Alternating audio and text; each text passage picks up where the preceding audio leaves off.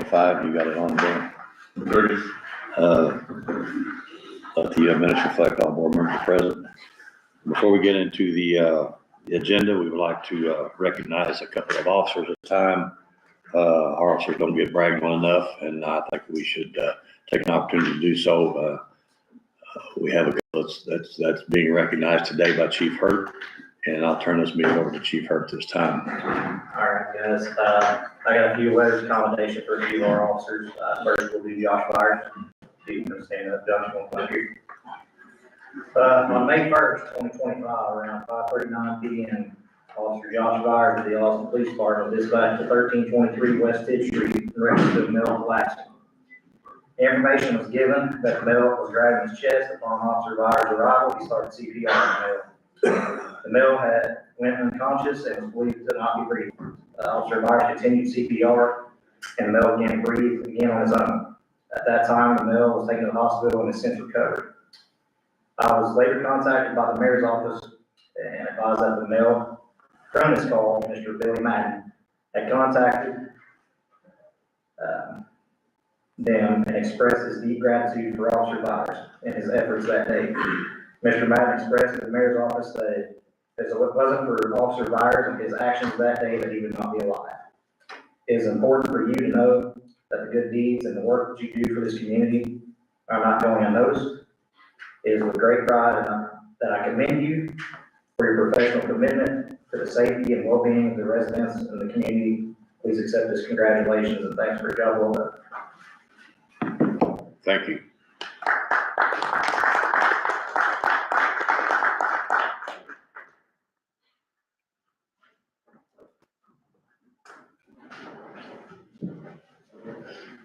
Next, we have Officer Brian Smith.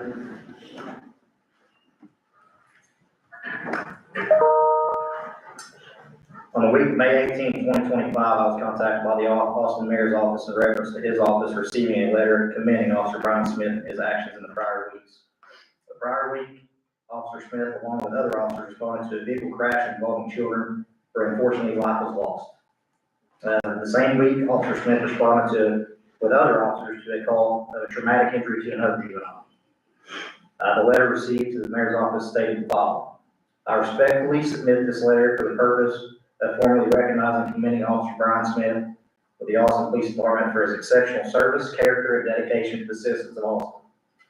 In recent weeks, Officer Smith has played an active and commendable role in numerous events, particularly those involving youth of the city. His consistent and visible presence has provided not only a sense of security, but also a genuine connection between law enforcement and the residents of Austin. On each occasion I have observed Officer Smith in his professional capacity, he has demonstrated unwavering commitment, professionalism, and compassion. His conduct reflects the highest standard in public safety, public service, and integrity. Officer Smith is an exemplary embodiment of what it means to serve and protect. His humility, grounded demeanor, and clear passion for both the law and his community sets him apart as an invaluable asset to the Austin Police Department and the city as a whole. It is an imperative that the efforts of officers like Brian Smith not go unrecognized. His consistent contributions foster trust between the public, law enforcement, and serve as a model for the community policing. I respectfully encourage the city of Austin and its leadership to formally acknowledge Officer Smith's service and consider the broader impact of his work, as well as being and uniting of our community. It is important for you to know that your good deeds and the work you do for the community are not going unnoticed. This is with great pride I commend you for your professional commitment to the safety and well-being of the residents in our community. Thank you.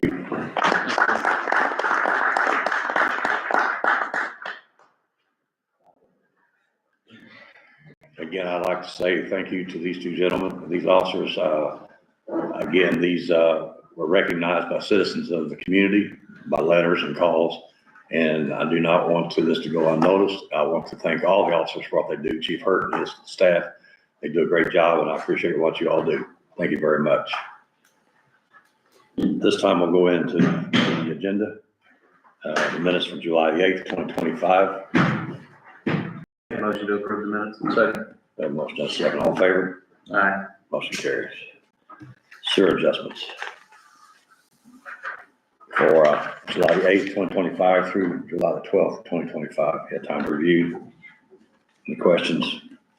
Motion to approve. Have a motion by Joe, Second. second by Trevor. All in favor? Aye. Opposed? Motion carries. Old business. Councilmember, you got any old business? I did the motion on sewer adjustments, yes. Old business, Joe? I don't. Okay, I have none at this time.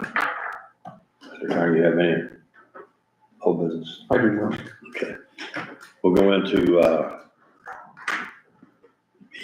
old business, Jeremy Heritage. We can take a picture before these guys get pulled away. Yeah, probably should just do that in front.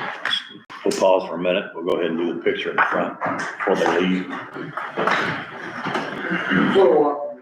They don't have to leave, but they might go. Yeah, they may. Yeah,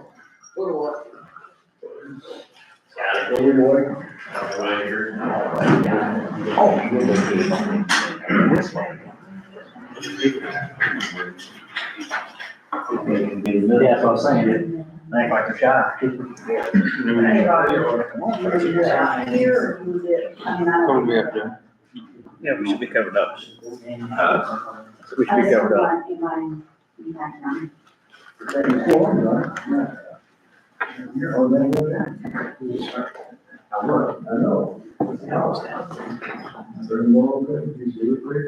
got Chris standing up in the picture.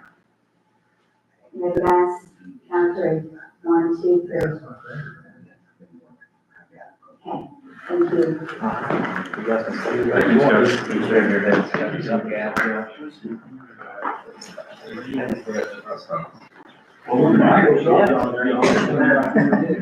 I had it all, but it got hot.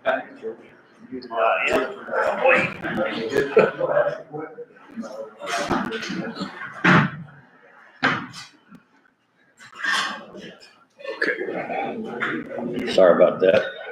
I should have thought of that earlier, Joe. Appreciate you thinking of it. Jeremy, go ahead and continue. So kind of an update on the project, North Gallery Drive, they have poured the concrete on the north side of the road. The concrete breaks we received today, they look good, so they are switching tomorrow morning to close the south portion of the road. This is gonna be the more headache of the closure. There will be a detour in place to take O-256 around and come down to Fuel Mart that way.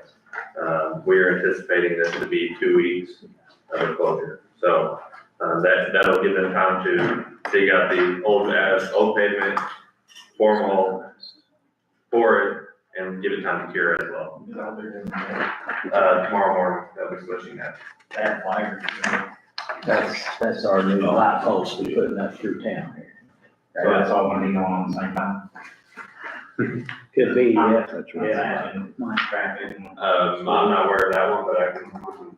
Well, I mean, it's funny, if it's new and they're putting the light poles up, so we'll have flyovers and, yeah.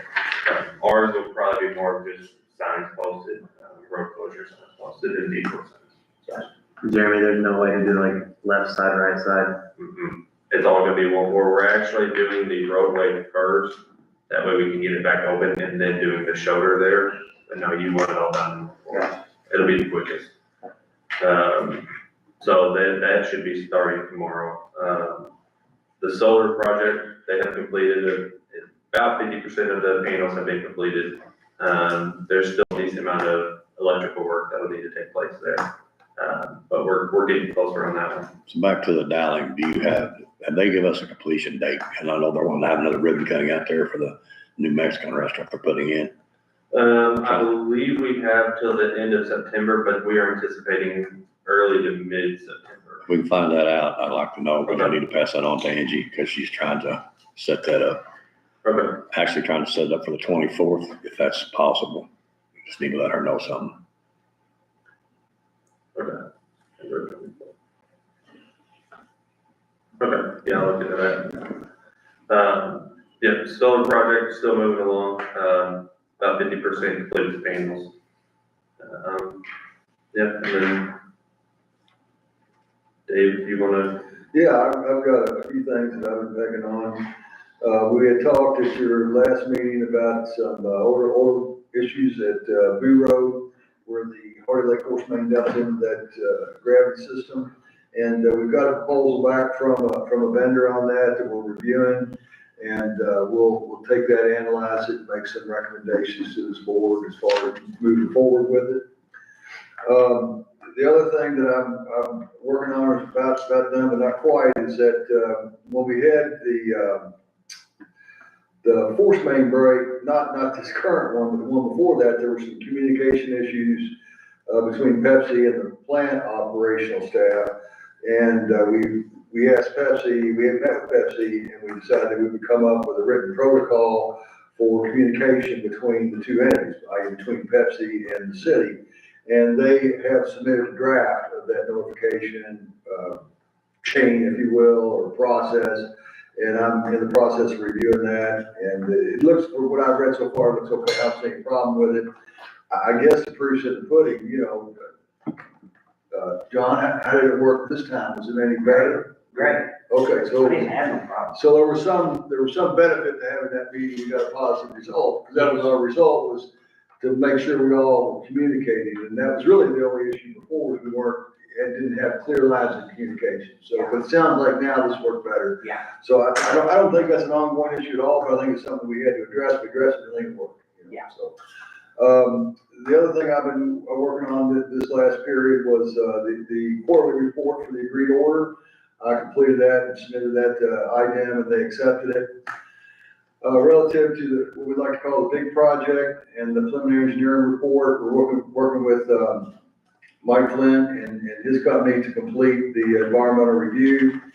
We've got some mapping we gave to them the other day, and Jeremy and I are going to meet after this meeting, look over some photographs they need of the project sites, to submit to various environmental review agencies to get their, concurrence, or what we're looking for from them is a no impact statement. You know, in other words, and we don't see any impact at all, because the only thing we're doing is either underground that doesn't disturb the above ground features, that's lining the sewer lines, and, putting in a new force main. The new force mains we're putting in are all within existing right of ways, which are disturbed, and we're doing a little bit of work at the plant, and the plant site's all been disturbed. So we don't see any environmental issue, but we have to get clearance from these. There are about 20 agencies we have to get approval from, and for 4RD, we'll proceed with the review and approval of the preliminary engineering report.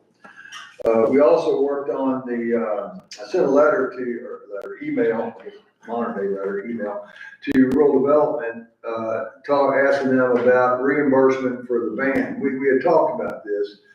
You know, the problem is it's just taking a long time for RD to get these projects funded. They're unsure of their funding status, if they'll receive funds from the federal government to continue or not. And in light of that, you have IDEM on the other side that's wanting you to show progress on eliminating sanitary sewer overflows in your collection system. So what we were hoping to do would be to issue what's called a bond anticipation note, or ban note. And this would be for approximately, I think I floated out a number, approximately $1 million, let's say. And what that would do is it would fund the design of the proposed improvements that are recommended by the current PER. And then it would also provide funds for matching money for an Okra grant to go ahead and eliminate at least one of the sanitary sewer overflows in the existing collection system. This would show IDEM that we're making positive progress towards getting it done. Funding the design of the proposed improvements would save you somewhere between 6 and 9 months in the overall time frame.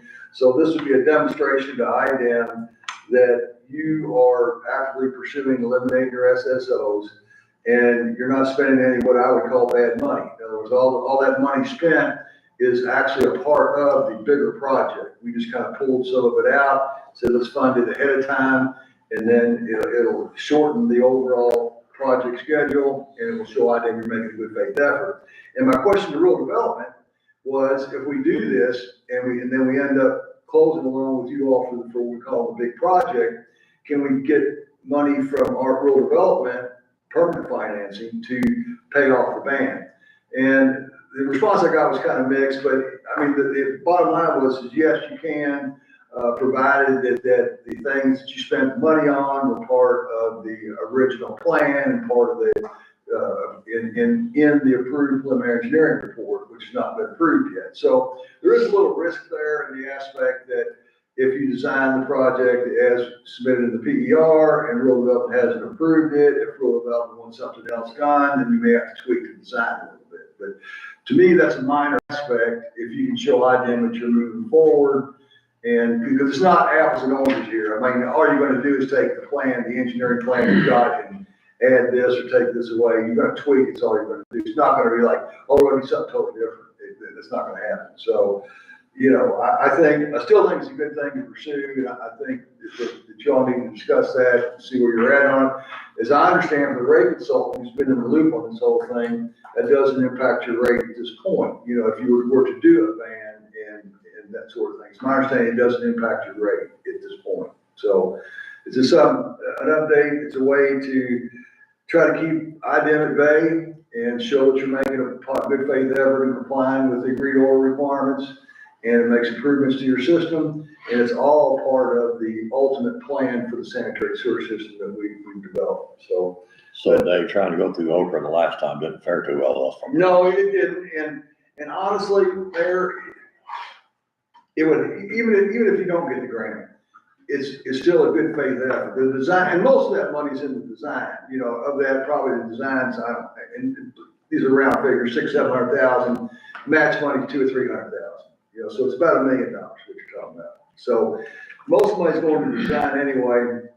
The match money, if you don't get it, you know, the evil part of my plan is if you don't get that, then we can use that money to buy the TV truck and Vector truck that are in the ultimate plan, you know. And you all desperately need a Vector truck and second desperately need a TV truck, you know, but you're spending lots of money every year. I don't have the exact figure, John. I would say you're spending in excess of $10,000 a year in Vector services now, you know. So that money could be directed to at least funding your own truck, you know. So plus you could use it so much more. There's so much. I mean, a sanitary sewer system your size desperately needs a vacuum truck. You know, it's almost impossible to run without.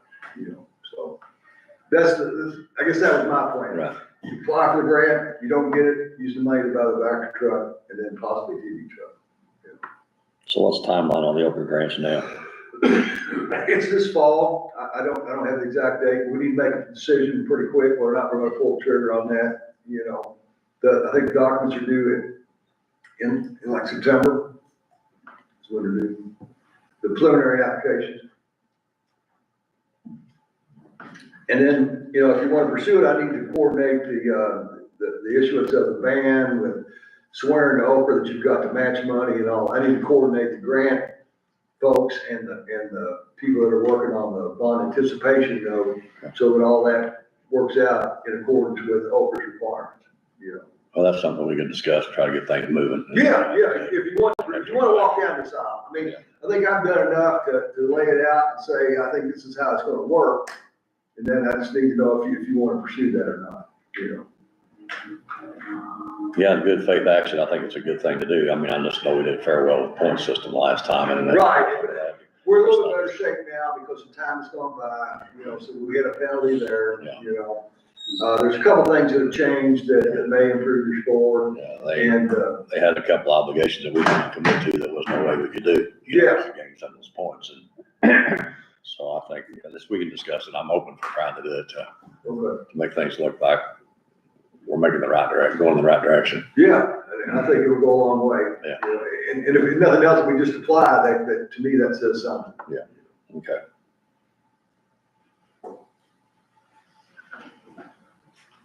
Anything else?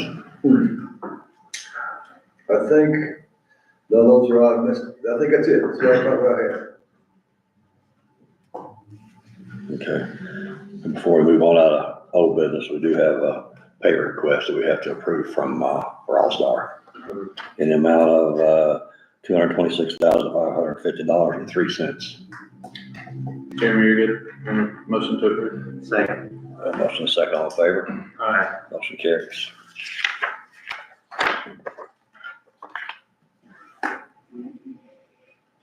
Nothing else? Okay. Okay, we'll move on. Let's go ahead and do the new business. We have a, resolution 2025-01, Fort Worth Public Safety declaring a 9mm handgun, bearing serial number 47C012793 as excess property, and authorizes transfer to Major Lonnie Noble due to his retirement from the Austin Police Department. Motion? I have a motion to approve. Second. I have a motion and a second. All in favor? Aye. Motion carries.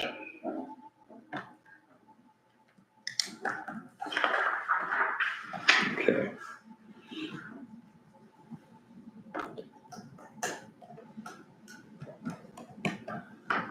So I don't have anything other than we need to coordinate the fall cleanup and go ahead and start coming up with some dates. What dates did we use last time, Shane? I'm not sure right offhand, I've got it over there, but it's, well, on that, well, you only got less than $1,000 in ordinance violations for fall cleanup. The tires for Tyler's truck, the computer had to come out of ordinance violations, so I just want to make you aware of that. And fall cleanup, Roger, is real slow. I mean, I don't know if you still want to do it or not, but, spring cleanup, we had a big spring cleanup, but like last year in the fall, I can't remember exactly, but it wasn't we didn't have very many people involved on that. We'll search some numbers and check and see where we were at. I mean, I've already had people asking me, that's why I bring it up, so. We'll look at, see what we come up with, so we don't have to decide today, we just want I to just bring want it to up. make you aware of those numbers. And maybe even just do one weekend or something, Yeah, Yeah, that's right. Yeah, or a because day, or. last year was very slow. We did 2 weekends last year though. Yeah. So maybe if we just did it all one week like you saying. Yeah, okay. That's all I have. What month did we do it in last year? Did we do that in October, was the last year? that's what I'm thinking. Yeah, I think it was Honestly, I don't remember. It was September or October. mid-October maybe, I or think it was October, but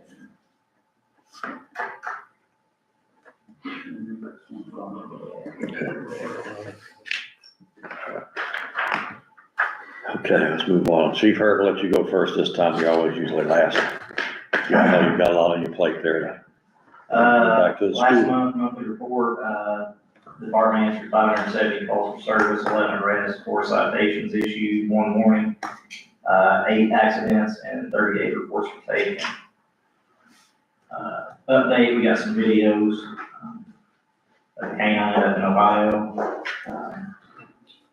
He said it was taking a little bit longer, so we're looking at the end of this month, possibly pick him up.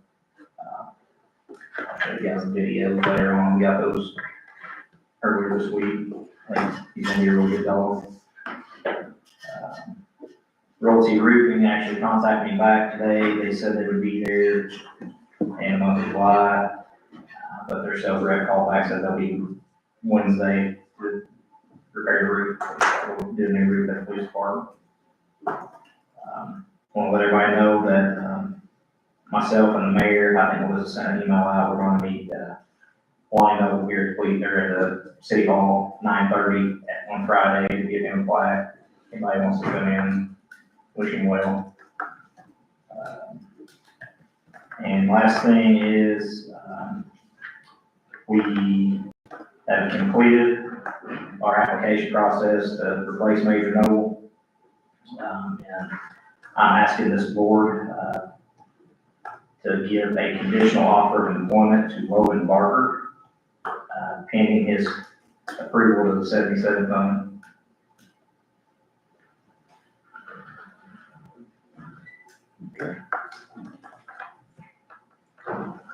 So with that, entertain a motion. I'll make it. Second. A motion and a second, all in favor? All right. Motion carries. Last year.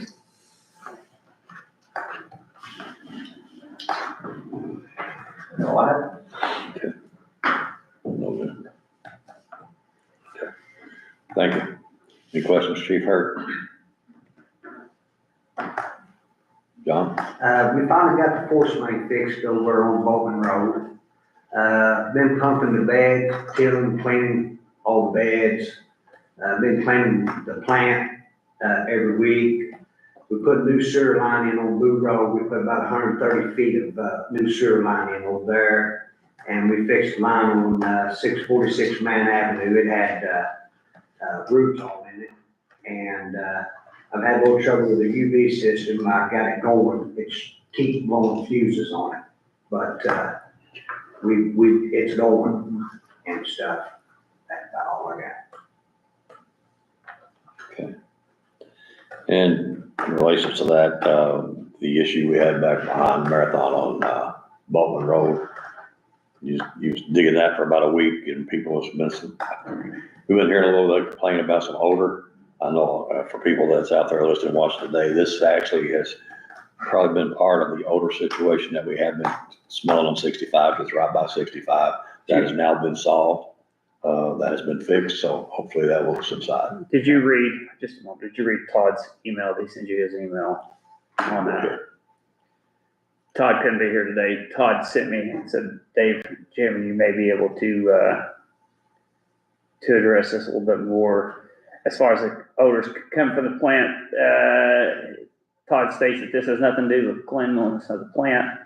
That the odor is coming from influence section of the plant. During the hot, dry weather, the wastewater stays in the lines, it becomes basically stagnant. Then when it hits the plant, the odor is exposed, and when it hits our headworks, it has nothing to do with the plant treatment process, and he said he's never found a solution. Maybe you guys can. Yeah, I mean, what he's saying is true. What happens is during the hot weather, you don't get as much rainwater in your system, which is